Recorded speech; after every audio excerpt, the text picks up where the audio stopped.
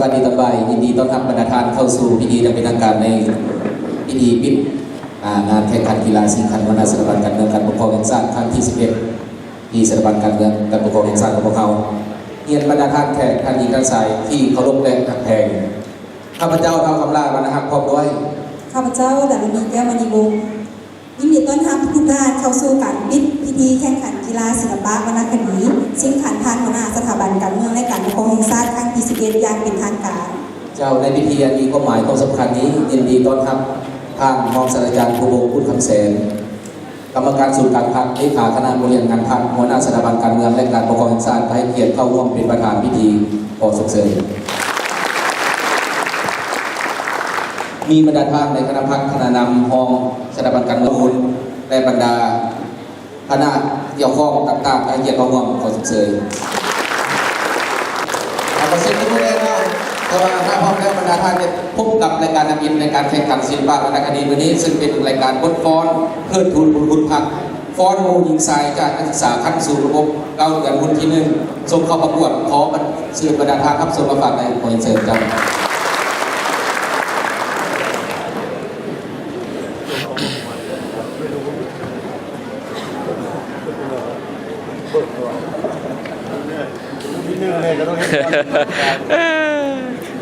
ประมาณไปก่อนเลย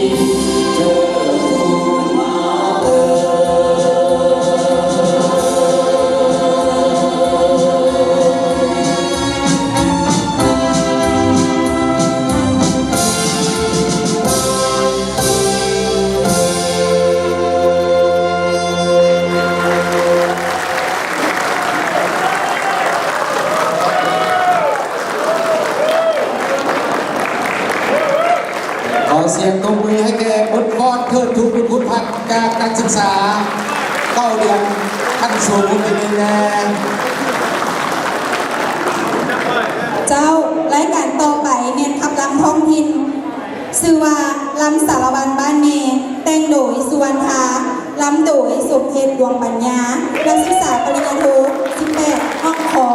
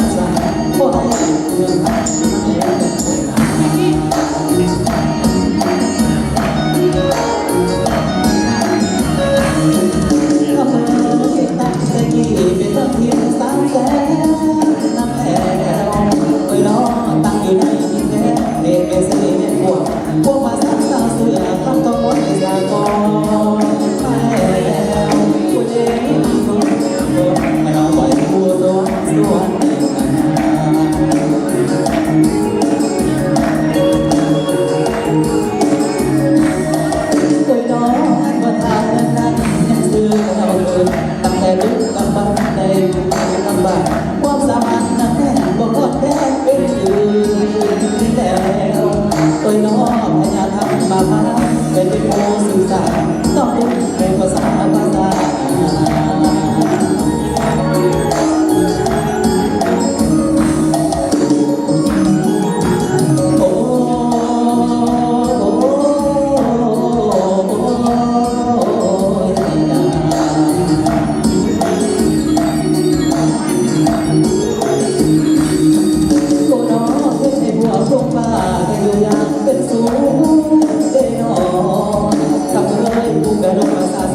ให้สวยเป็นลำบาก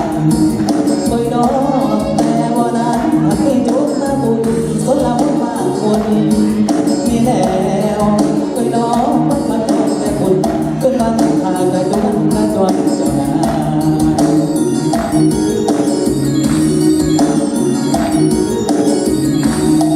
ขับเอ๋ยเฮ็ดให้มัดคุยน้องเห็นเหตุทำข้อโลนั่นแล้วโอยน้องผู้ไปสอนองค์ยิ้มทำกันในก็มีเรื่องมันนั่งคิดคิดหมวนตามพ่อข้างเจ้านอนแล้วโอยน้องพ่อเป็นแม่บ้านเป็นหน้าตายสาวสายเจ้านา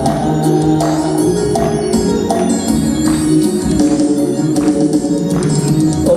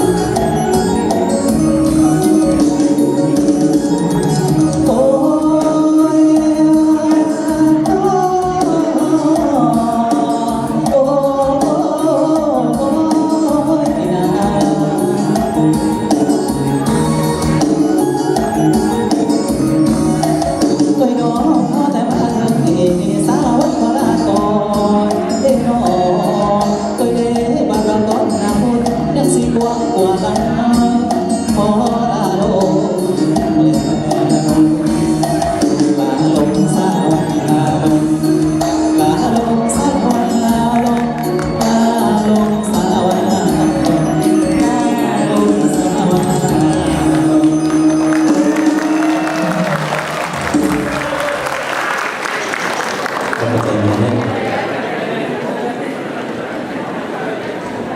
เป็นจังใดมวนบอเจ้าขอเสียงตบมือสมเสยแน่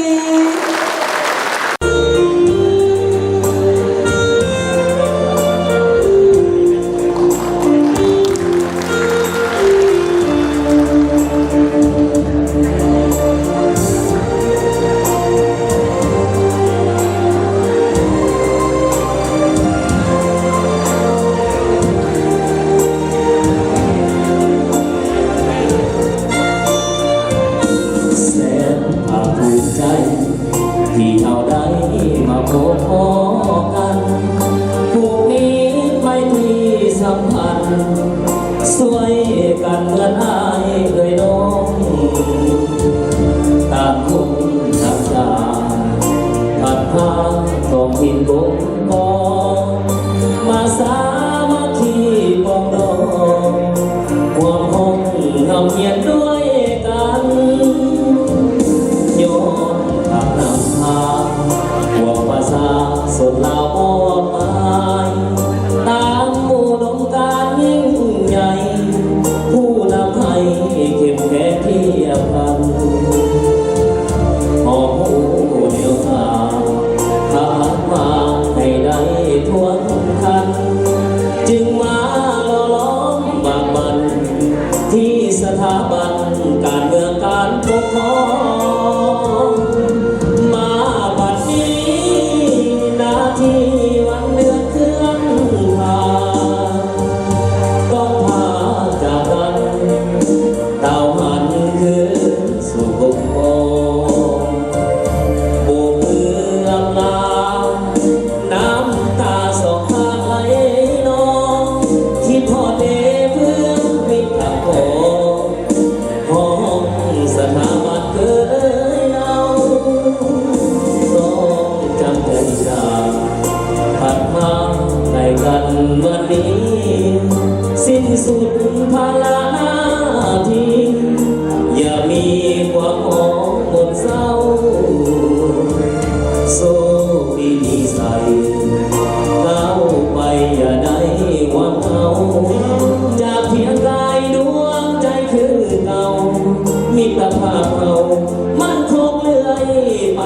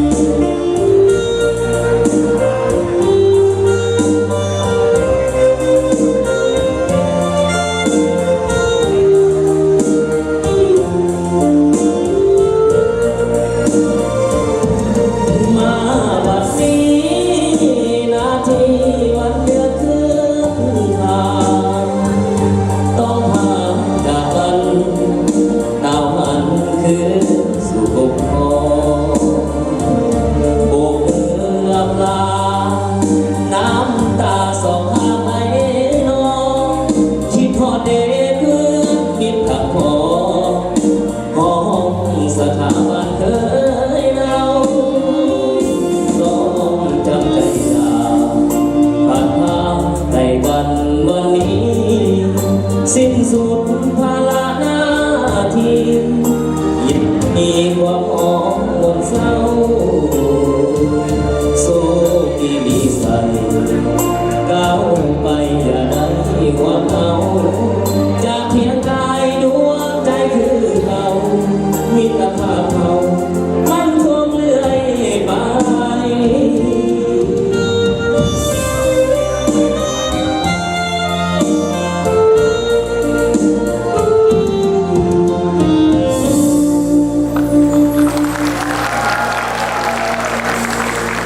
ขอเสียงตบมือให้แก่พ่อเพชรธีรวัฒน์นักศึกษา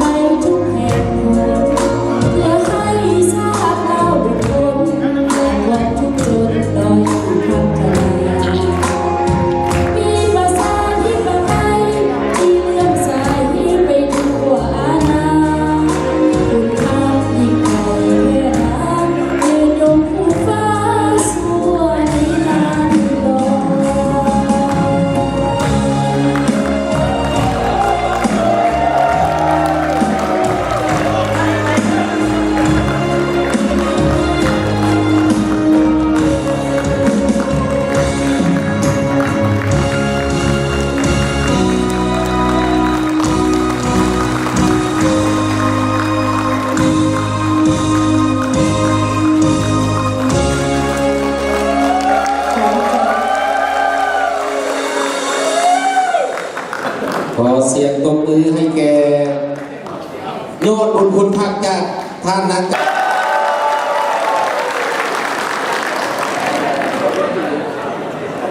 เอาจังสันเนาะก็ได้เวลาให้ขอสบายดีประธานคณะนำของสมปสคณะประธานเนาะคณะกรรมการและบรรดาท่านผู้ชมเนาะทางยิงและสายข้าพเจ้าก็ขอเอาเสียงสดๆเนาะจังสันแล้วก็เป็นจังใดก็รับฟังกันเนาะ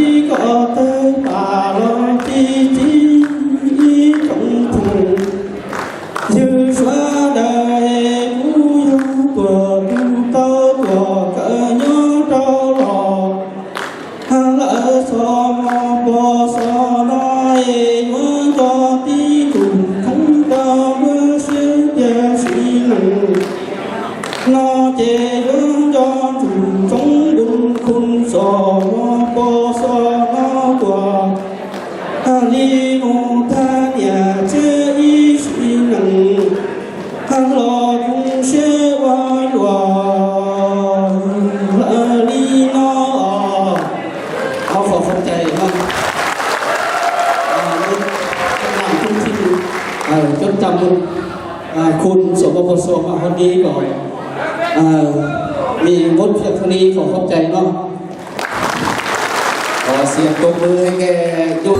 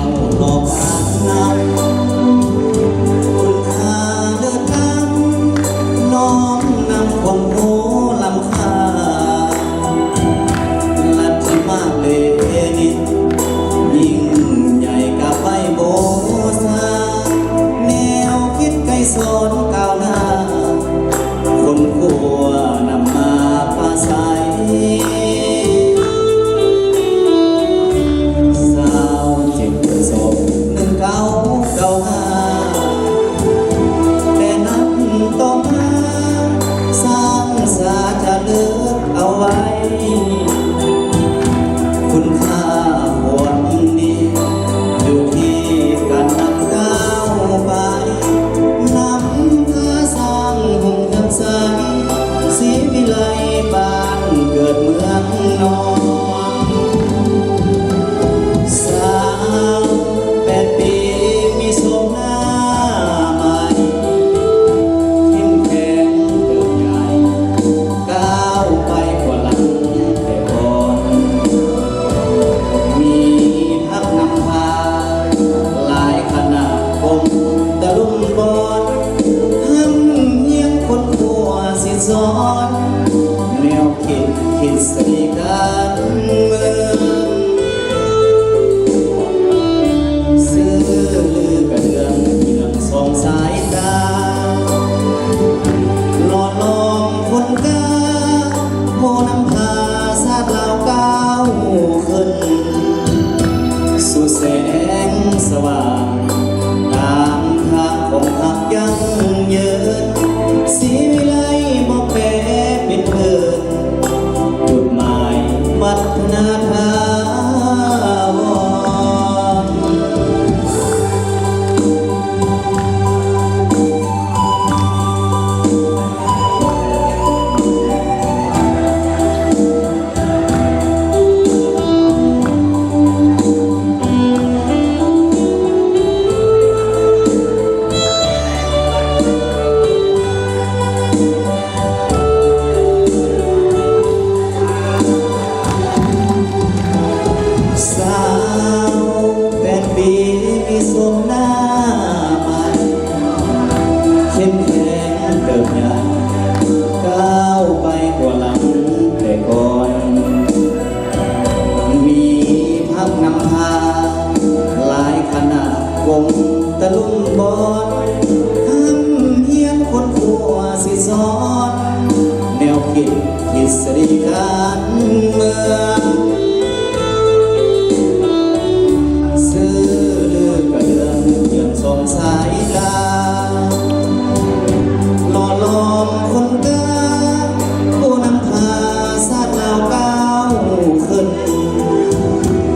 ู่แสงสว่าง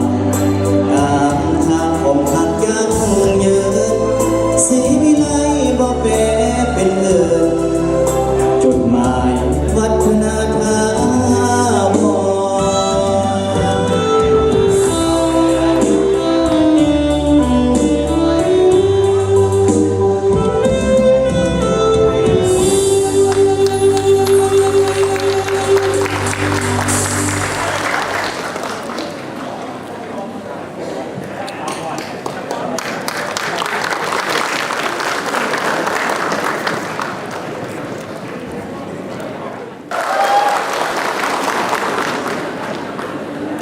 แขวงขมวนดินแดนธรรมศาสตร์ประวัติศาสตร์วีรชน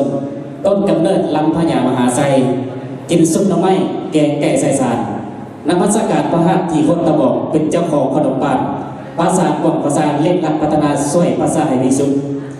สวัสดีบรรดาท่านแขกที่มีเกียรติทุกท่านข้าพเจ้าซื่อเท้าเดียวละพรออกมาเป็นนักศึกษามาจากแขวงขมวนและเป็นนักศึกษาตัวแทนมาจากนักศึกษาบริษัทตีโลกที่25ห้องก่อขอเสียงแม่วันนี้ข้าพเจ้าจะมานำพาบรรดาท่านขับส่งลำมหาไซ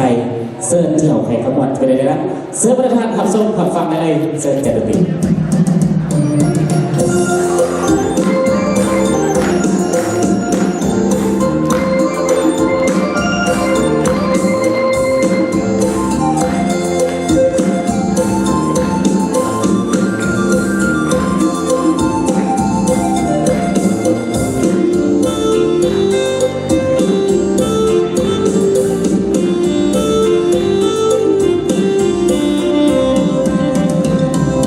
โอ้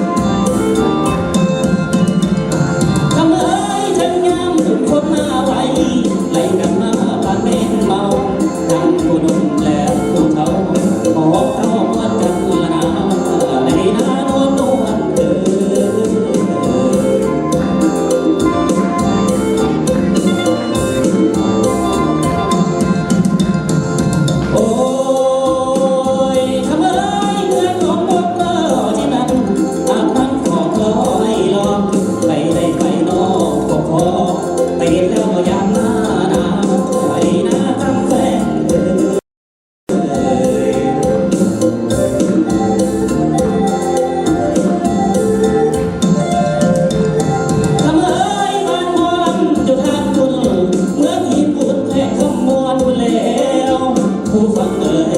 บาดน้ำเงินบอดเกิดหายแต่จำไม่สุลืมน้ำไอ้น้ำผู้ฟังเอ่ย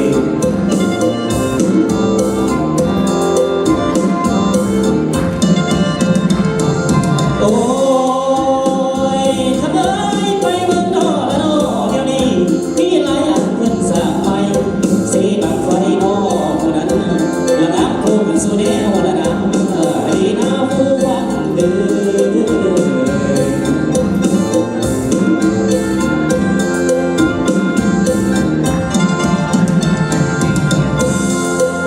เมื่อเธอหากใส่น้ำบาดใจอายหลายสาวเมื่อทางกายอายคิดโพดแต่หน้าน้องงามเหมือนดอกไม้สาวเมืองไม่ใส่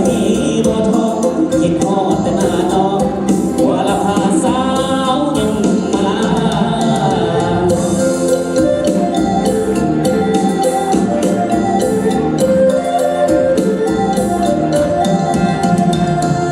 โอ้ยทำไมฉันได้ไปดอกมานั้นในสวนกันดอกมาเล่นแล้วผู้ฟังเอ่ยท่านรถมีลาไอ้เอ็มไอ้เส้นไอ้ที่เอาดอกน้ำดีนะผู้ฟังเอ่ย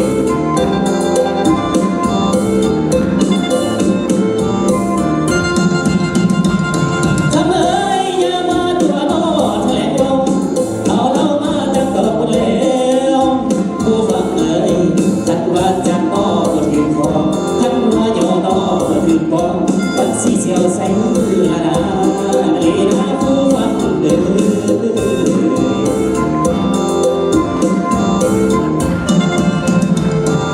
โอ้ยทำไมมาแค่ลำกระโดดเธอนี่มาใส่สโคไว้แล้วผู้ฟังเอ่ยเอาไว้ก่อนนอนสิพาท่านเที่ยวสมละนาขอลาลงแล้วโอ้ละนอ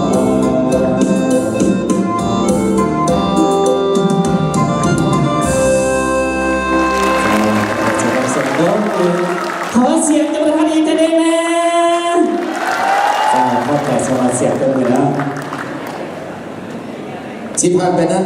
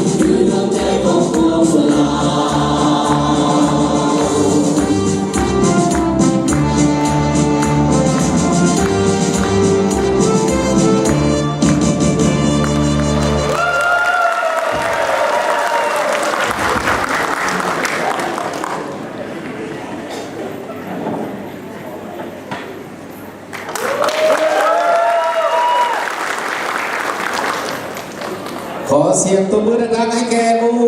ยิงทรายจากปริญโทรุ่นที่สามชมได้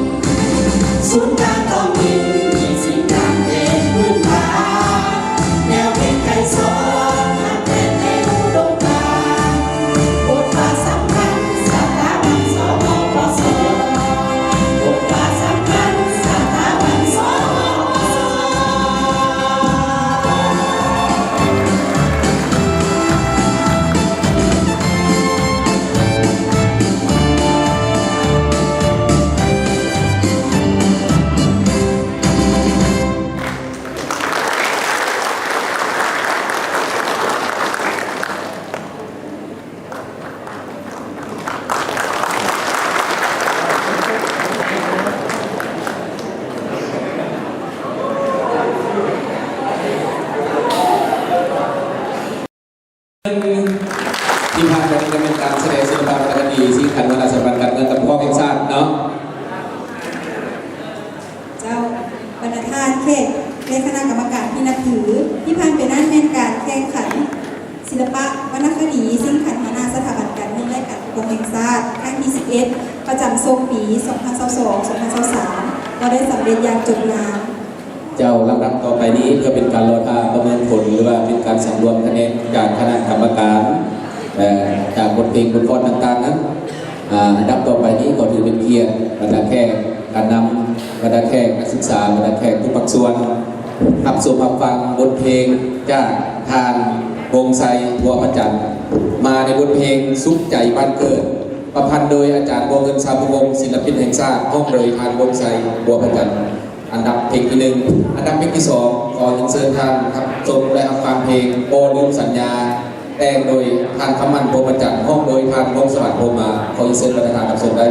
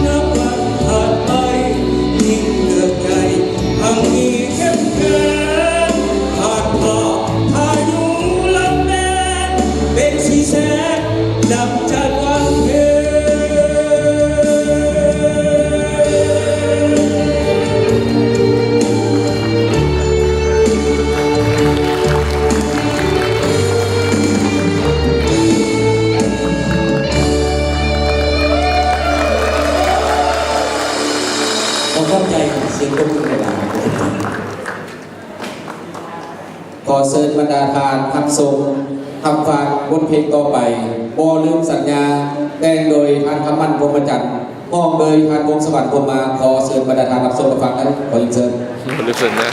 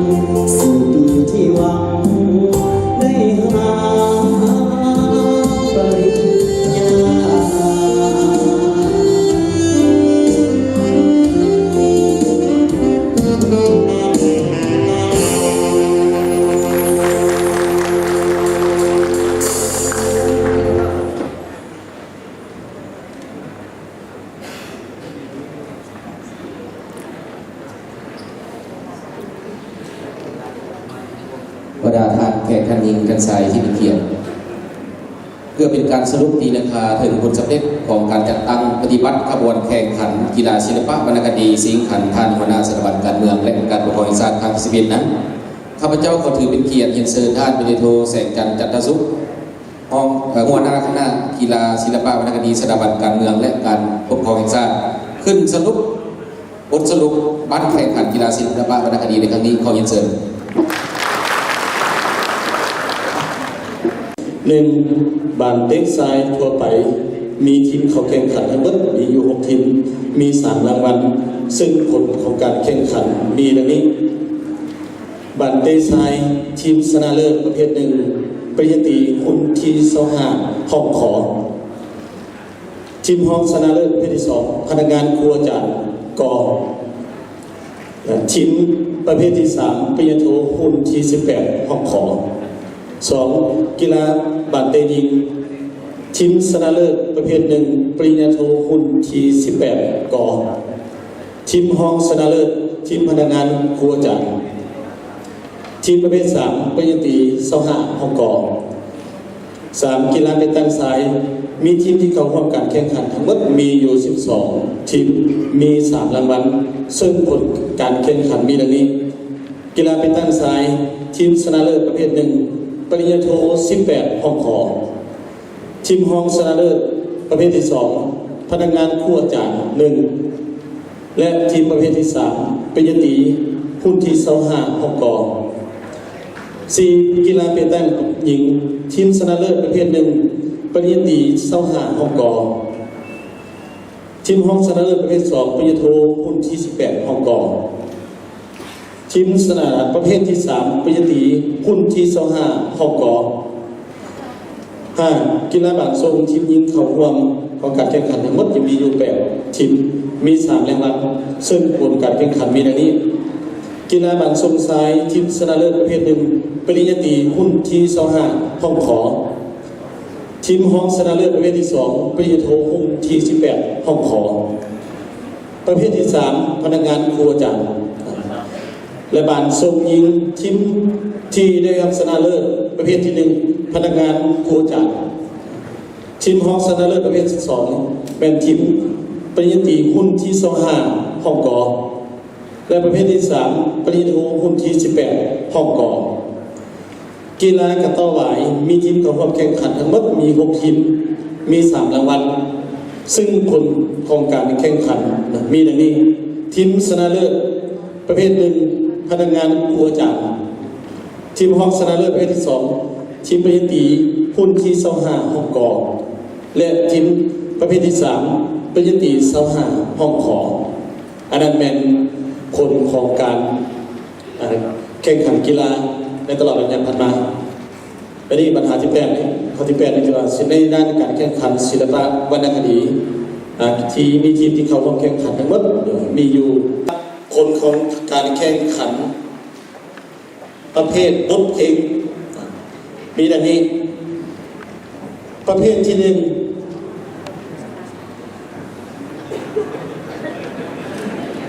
มาในบทเพลงบทบาทสปปสเก้าเดือนคนที่1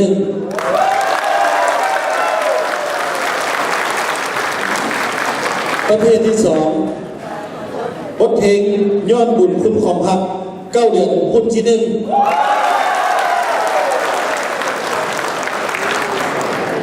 ประเภทที่3บทเพลงจากเพียงกายปณิตี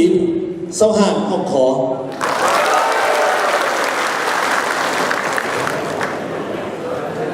ประเภทขับลำท้องถิ่นประเภทที่1จากบทเพลงเซิร์นเที่ยวแขวงขมวนปณิตียุทธศาสตร์ประเภทที่2ขับลำสารวัตรบ้านเมเฮาปริญญาโทหุ้นที่18ห้องขอประเภทที่3มาในบทเพลงจดจับบุญคุณสปปสปริญญาตรีหุ้นที่25ห้องขอ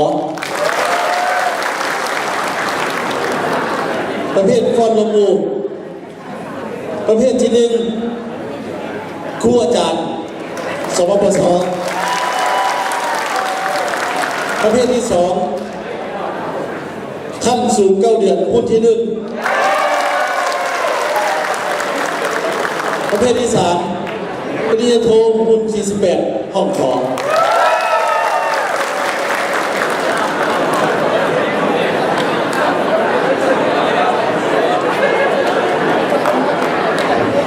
ทั้งหมดนั้นก็เป็นการสรุปเรื่องในของการจัดตั้งการแข่งขันกระบวนการกีฬาศิลปะวรรณคดีและสิ่งขันหัวหน้าสถาบันการบริการปกครองแห่งชาติครั้งที่11ประจำสุดปี 2022-2023 ถือว่าได้สิ้นสุดลงในวันนี้ท้ายสุดนี้ข้าพเจ้าขอแสดงความขอบใจมายังท่านรองศาสตราจารย์ภูวงศ์ขุนแสนกรรมการส่วนกลางภาคเลขาคณะบริหารนะครับหัวหน้าสถาบันการเงินและการปกครองแห่งชาติ